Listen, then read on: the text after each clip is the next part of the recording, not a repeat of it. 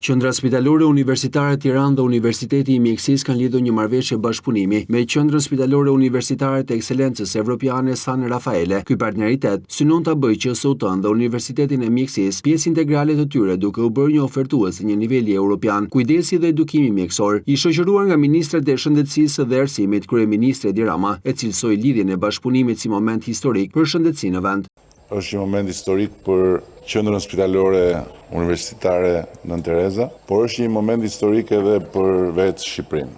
Ne hapim një faqe krejt të re në një rrugë që, siç e përshkroi ministria, ka qenë e gjatë, ka qenë jo e lehtë dhe kishte një piknisje që thuaç dëshpëruese është pak në një situatë dhe sistem shëndetësor ku e vetmja vlerë e padyshimit ishte vlera e profesionistëve të sistemit, e mjekëve, e infermierëve që në kushte skandaloze luftonin për të mbrojtur jetë dhe për të shpëtuar jetë.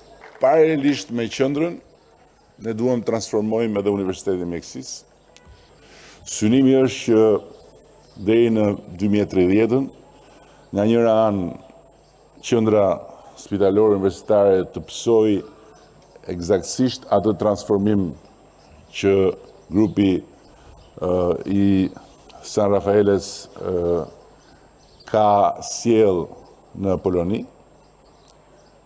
duke u përfshirë drejt për drejt në të gjitha proceset dhe duke bashkuar në kuptimin e vërtet fjalës profesionistët e të dy anëve të San Raffaeles dhe të QSUT-s. Ndërkohë që e njëjta ambicie është për universitetin dhe qëllimi është i njëjti, që në Universitetin e Mjekësisë në Tiranë të merret e njëjta diplomë që merret në Universitetin Vita e Salute të San Raffaeles dhe në ndërkohë Tirana të jetë një deg e Universitetit të San Raffaeles. Rama shtoi se vlerësimet për personelin e QSUT-s janë baza e besimit se mund ta transformojnë në një qendër ekselence për kujdesin shëndetësor për të gjithë Ballkanin.